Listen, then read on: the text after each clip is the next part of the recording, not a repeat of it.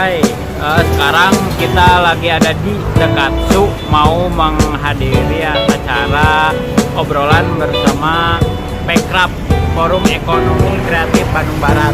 Nah, apa saja sih yang kita obrolkan nanti? Kita simak, lalu apa hasilnya dari obrolan bersama Pekraf. Nah, ini Dekatsu, ayo kita masuk.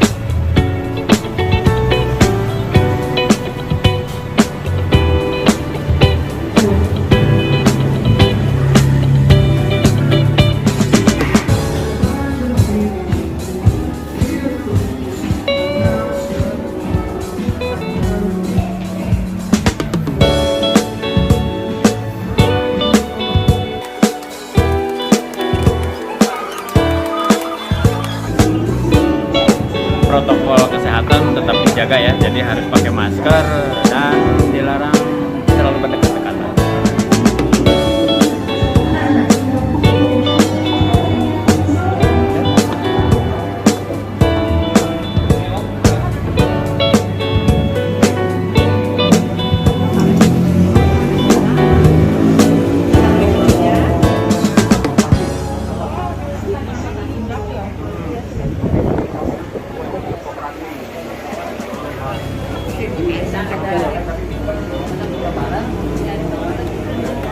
Nah, acaranya belum mulai, bentar lagi kita mulai acaranya. Oke, stay tune terus.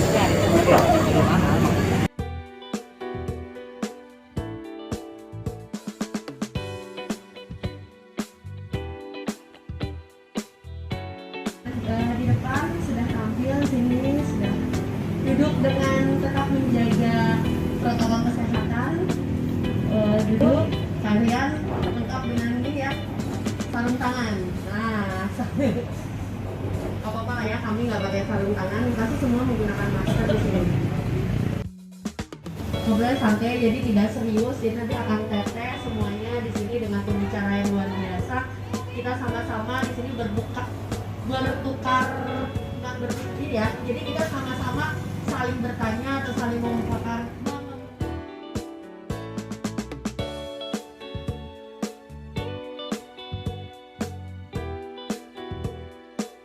Gambaran si Pekraf ini, si Forum Ekonomi Kreatif, kita teman-teman di Kabupaten Bandung Barat sebetulnya kalau bicara halnya di strength, di acara di kekuatannya, kita di Bandung Barat cukup luar biasa. Kang Yana, TWNI cukup luar biasa untuk bicara halnya Pekraf, ekonomi kreatif. Dari 17 subsektor kita sudah ada aktivasi hampir setengahnya, jadi 9 subsektor kita sudah jalan. Dan bicara prestasi, mungkin Akang atau Teteh bisa tadi melihat di tampilannya. Jadi Kang Adam tuh sudah luar biasa pamerannya ke Paris gitu. Terus Jaya Angklung kemarin mainnya di Cekoslowakia gitu. Kang Evi dengan Balistri Barlinya. Jadi sebetulnya ini potensi Bandung Barat cukup luar biasa. Dan bukan disayangkan. Jadi ini perlu kolaborasi yang cukup benar-benar ada formulasi khusus antara pemerintah kabupaten atau pemerintah provinsi dengan para pelaku ekraf yang ada di Kabupaten Bandung Barat sebetulnya. Nah, terkait dengan kegiatan kemarin-kemarin kita sebetulnya rutin untuk kegiatan diskus ataupun misalnya terakhir juga kita pernah kita terakhir kegiatan di sini juga ya sebelum COVID-19. Makanya justru kita berinisiasi si Pekraf ini sendiri. Sebetulnya ini kecenderungan kemarin kan memang agak longgar kita kegiatan dengan pemerintah daerah gitu. Jadi ada kelemahan di program, terus di regulasinya juga. Prinsipnya mungkin ini kita punya kasih dengan posisi harus mengurus 9 subsektor. Terus di subsektor itu banyak komunitas dan biasa gitu untuk aktivasi teman-teman. Padahal itu hanya beberapa, apalagi untuk Bandung Barat cukup luar biasa. Prestasinya bukan hanya Bandung Barat tapi udah tingkat internasional gitu. Makanya ini perlu dijaga ritme kolaborasinya. Dan memang perlu juga pembinaan, pemberdayaan yang memang harus bisa seiring dan sejalan dengan kita gitu. Gitu mungkin ya, kurang lebih gambarannya untuk halnya si ekonomi kreatif Bandung Barat begitu. Kalaupun bisa saya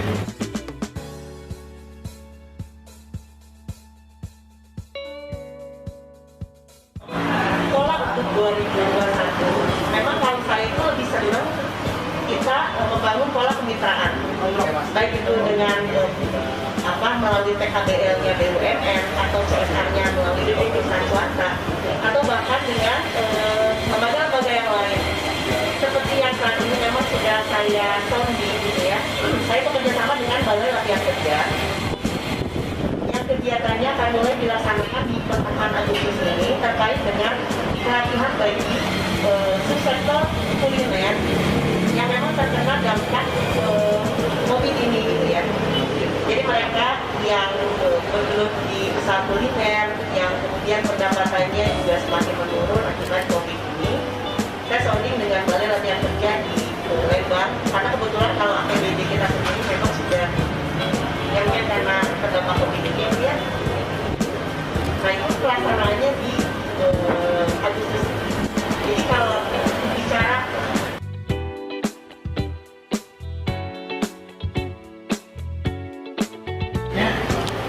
Ayo kahoyong fungsi pemerintah itu membuat regulator, fasilitator. Tapi itu sebuah impian. Nanti kapayun itu mah, kapayun itu mah, gitu ya. Sebuah karena apa? Pemerintahnya sendiri belum mempersiapkan diri untuk itu. Apalagi unsur publiknya tidak siap diperlakukan seperti itu. Itu ada proses panjang itu ke depan. Sehingga berdasarkan Undang-Undang 23 tahun 2014 yang menganut otonomi yang bersifat asimetris, di sana memberikan garis bawah yang sangat prinsipil, di mana fungsi pemerintahan ini tetap ada 5. Ya, ada 5. Pertama aspek regulator, yaitu pengaturan. Keduanya perlindungan. Apalagi dalam urusan pemerintahan pariwisata yang berkaitan dengan pengembangan ekonomi kreatif ini, di sana ada substansi pengembangan ekonomi memberikan perlindungan kepada hak apa? Ini saja tadi nyinggung hak intelektual bagi insan kreatif, gitu ya. Kemudian yang keduanya aspek pembinaan, ketiganya aspek pemberdayaan, dan terakhir aspek pelayanan. Jadi proses pemerintahan kekinian ini harus betul-betul tangan pemerintah itu harus dominan dulu lah. Harus dominan dulu ke publik itu. Memang ini pemerintah tidak ideal, tapi apa boleh buat, karena pemerintah itu butuh proses menuju kepada fungsi pemerintahan yang hanya sekedar berperan sebagai regulator dan fasilitator. Itu visi ke depan. Saya tadi katakan belum siap pemerintah itu apa? Sudah lama didengung-dengungkan oleh pemerintah ya. Dalam berbagai peraturan ada teori pemerintahan yang sudah dimasukkan ke regulasi tingkat nasional, tapi tidak bisa diterapkan secara komprehensif sampai ke tingkat daerah. Itu apa? Bahwa birokrasi itu harus memiliki jiwa entrepreneurship. Seperti apa jiwa entrepreneurship itu? Seorang birokrat yang mampu mengidentifikasi, mengembangkan visi misi kepala daerah, khususnya di daerah, supaya betul-betul memanfaatkan potensi sumber daya manusia dan juga alam, betul-betul efisien, efektif, ekonomis dan produktif. Ini belum sampai ke sana gitu. Kalau sudah tumbuh jiwa entrepreneurship-nya, otomatis dengan sendirinya secara gradual bahwa pemerintahan ini sedikit demi sedikit akan melepaskan peran-peran dominasinya terhadap proses pembangunan di daerah.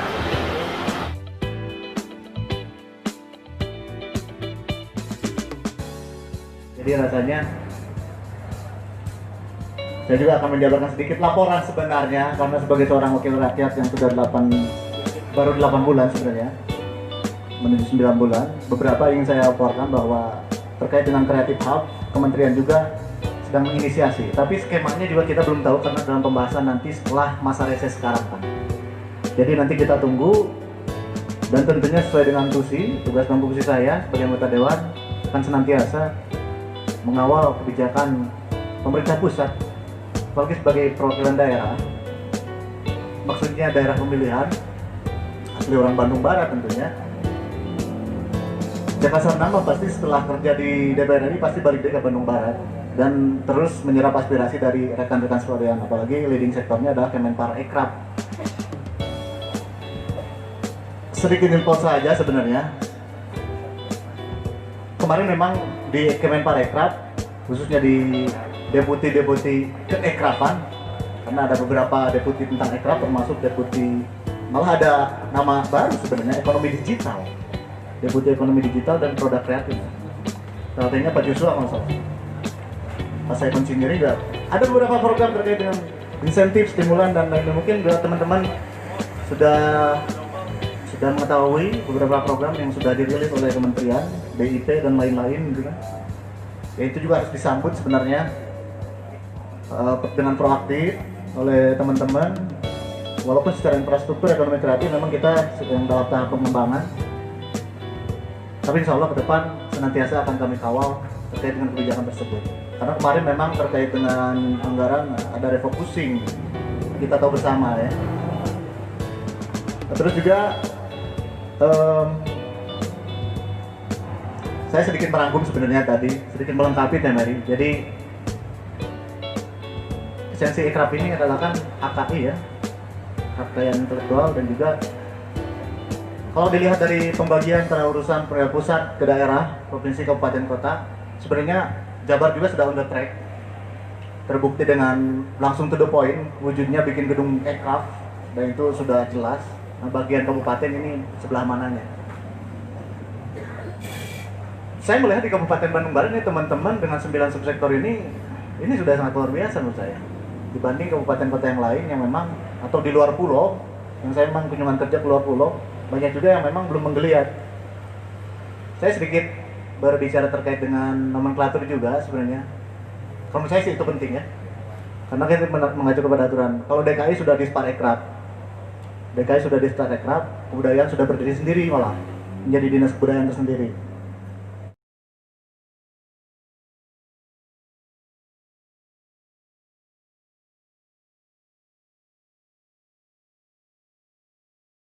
Kolaborasi. Saya tadi mendengar beberapa kali tentang kolaborasi, rasanya sudah satu titik sebenarnya kita. Jadi biasanya kan dina visi-visi supaya menjadi manusia yang berdaya saing. Jadi orang tuh bersaing terus gitu kan ya. Jadi kurang kepikiran bersaing terus. Tapi sekarang melihat dari diskusi ini, saya rasa ini kita sudah sepakat gitu ya, bahwa kita kolaboratif gitu. Mencek YouTuber mah collab gitu kan. Seperti itu. Jadi tidak banyak yang saya sampaikan, mungkin dalam konteks ini saya ingin menangkap aspirasi dari teman-teman sebenarnya semua yang akan saya sampaikan nanti di tahapan rapat kerja dengan Kemenparekraf. Kalau melihat dari Jabar, karena memang RK juga beliau seorang teknokrat yang sangat luar biasa gitu kan, gaya pemimpinannya juga sudah jelas dan arahnya beliau sudah paham betul. Rasanya sentuhan pemerintah pusat ini, apalagi dengan fusi antara Bekraf dikembalikan lagi ke Kemenpar, ini butuh input dari grassroots nih, termasuk juga para pemangku kepentingan di sini. Kalau saya tidak berbicara banyak tentang regulasi, tentunya langsung to the point, mana yang teman-teman ingin sampaikan nanti pas poin-poin penting yang ingin disampaikan pas saya rapat dengan Kemenparekraf.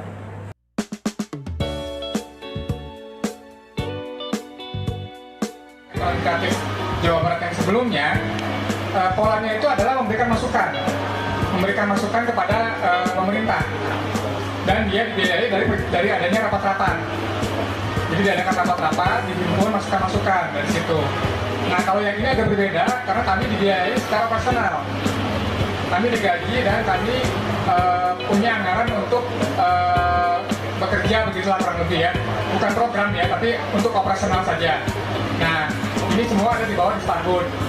Jadi kami sehari-harinya bekerja untuk komite ini.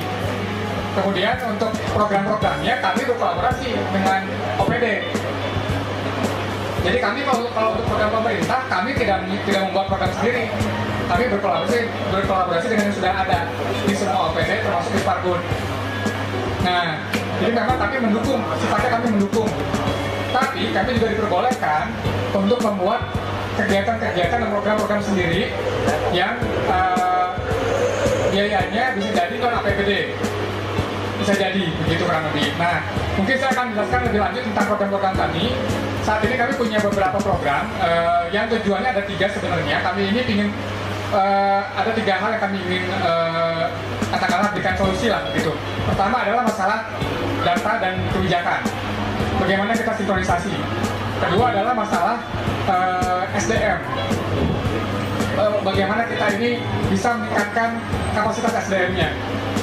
Dari jumlah dari data Bekraf 2016, kalau kita lihat rata-rata pelaku ekonomi kreatif itu jumlah pegawainya di bawah 5 orang. Dari sebuah usaha rata-rata itu pegawainya di bawah 5 orang. Artinya pelaku ekonomi kreatif itu sebenarnya sangat kecil. Nah ini ingin kita tingkatkan, harusnya bisa lebih besar. Jadi kita ingin mengubah yang mikro menjadi kecil, yang kecil menjadi menengah. Jadi kita secara ekonomi akan lebih gampang. Itu yang kedua, masalah kapasitas. Yang ketiga, kita ini pemerataan. Nah ini nyambung sama cita-citanya kan kejadian kawan-kawan di Bekraf mungkin ya. Ciamplas ini kan daerah yang mungkin tadi disebutkan juga kurang terangkat gitu ya mungkin ya. Yang saya dengar tadi kurang terangkat juga gitu. Nah ini cita-cita kami karena setelah kami lihat 10% pelaku ekonomi kreatif di Jawa Barat di Bandung utamanya posisinya, 8%-nya di Bodebek. Mungkin saya cek datanya mungkin agak salah ya. Intinya sih sekitar 18% itu berpusat di Bodebek, Bogor, Depok, Bekasi dan Bandung. Bandung Raya lah katakanlah begitu mungkin ya, Bandung Raya. Jadi, nah bagaimana caranya agar berarti kan kalau 18% pelaku ini ada di 4 daerah, yang 22 lagi gimana nih gitu kan? Kecil sekali porsinya mungkin. Kalau kita pecah sama rata. Nah ini yang kita inginkan adalah pemerataan untuk ekonomi kreatif di Jawa Barat. Nah bagaimana caranya? Kami ada 7 program. Program ini yang pertama namanya Bijaksana, kemudian yang kedua ini namanya ada program kolaborasi namanya Kolektif, kemudian ada program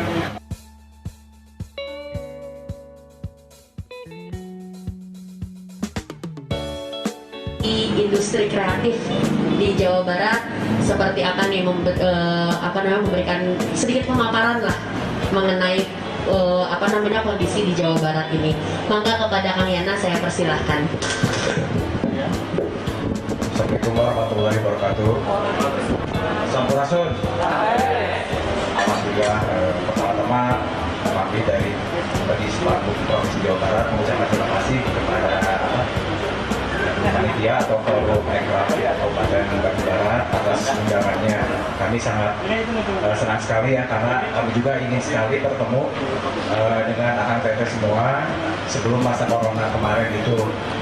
Tapi kami juga sudah berkeliling ya dari kabupaten kota lainnya, 27 kabupaten kota, dari Disbandung kabupaten kota, kemudian ke para komunitasnya.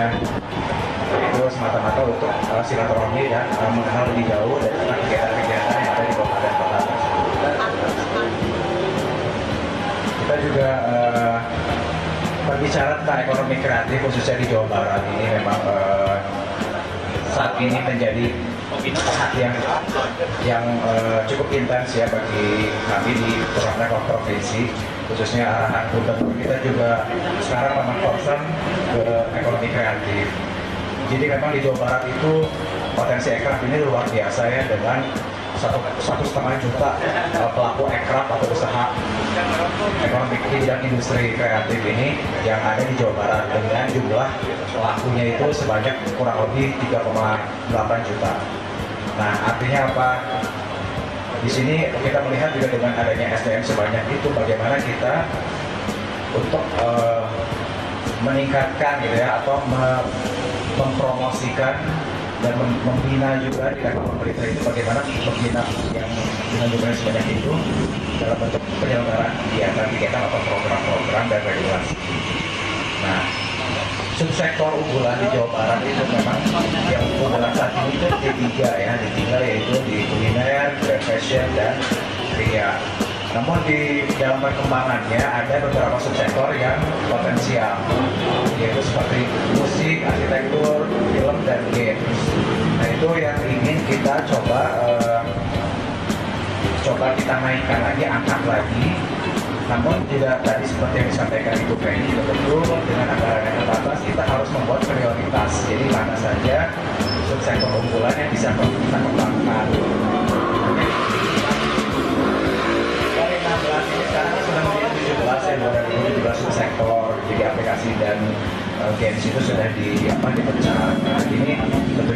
harus memikirkan ke semua 17 subsektor itu, dan kita harus membuat prioritas.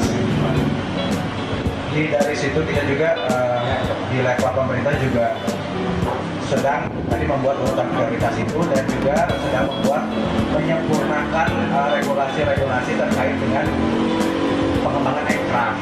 Dengan adanya sudah ada tadi dasar-dasar hukum yang sudah ada sebelumnya.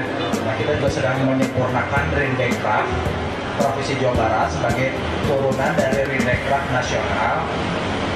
Itu sebagai guidelines kita ya di bidang ekonomi kreatif. Bagaimana sih caranya, kan isu-isu yang ada di ekonomi kreatif itu pertama bagaimana cara meningkatkan SDM-nya, bagaimana membentuk ekosistemnya, kemudian bagaimana membentuk kelembagaannya. Nah, alhamdulillah di Bandung Barat ini sudah terbentuk forum ya dari 2018 ya dari infonya. Alhamdulillah juga di kita di Jawa Barat itu sudah dibuat atau dibentuk Komite Ekonomi Kreatif dan Inovasi Jawa Barat atau Kreasi Jabar. Nah, ini kemarin sudah dikukuhkan oleh Gubernur tanggal 9 Juni. Nah, itu dilegalkan dalam bentuk SK untuk operasional. Ini langsung dipimpin oleh sebagai Dewan Pengarahnya itu adalah Sekretaris.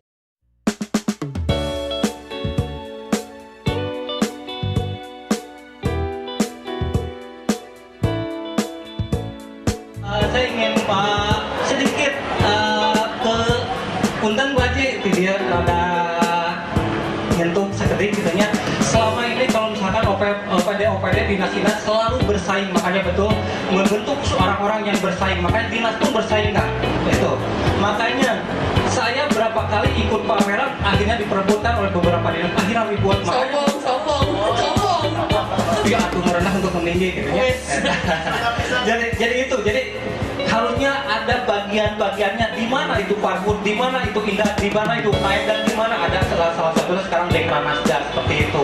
Jadi tong pada pun akhirnya ribut lah seperti itu ya. Jadi ada bagian-bagiannya di mana dan di mana gitu. Kemudian untuk yang workshop, seminar, nanti selama ini betul kata Kang Adian, jadi tidak ada kelanjutannya. Jadi apa yang dilakukan kemarin dilakukan tahun kemarin, dilakukan lagi tahun sekarang. Jadi apa sih yang akan jadi tujuannya untuk workshop atau seminar itu? Tidak ada tujuannya menurut saya. Makanya saya dulu pernah 2 kali diundang untuk workshop di sini di Bandung Barat. Yang ketiga kalinya saya tolak. Kenapa kok itu lagi? Males. Itu bukannya.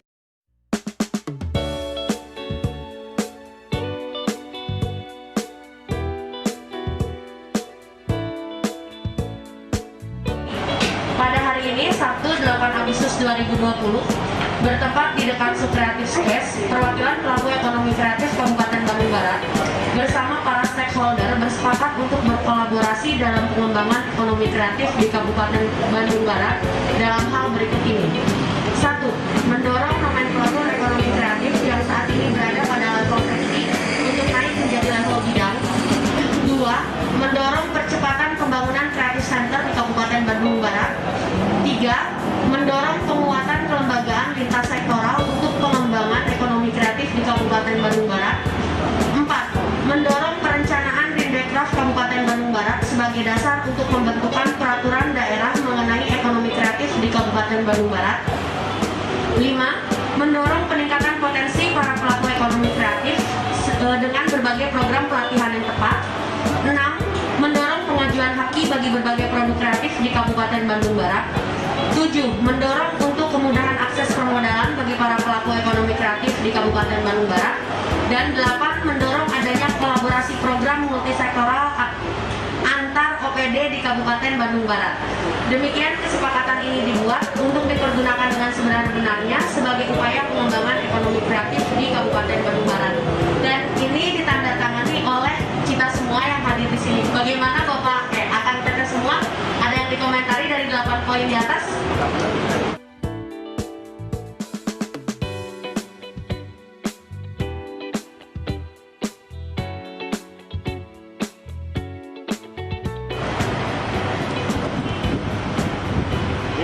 Siap di situ.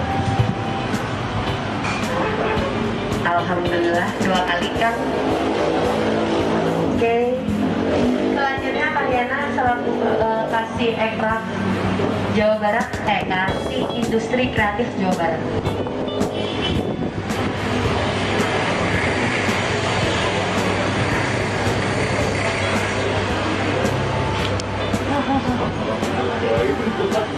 Oke, selanjutnya Mang Teja, Mangga.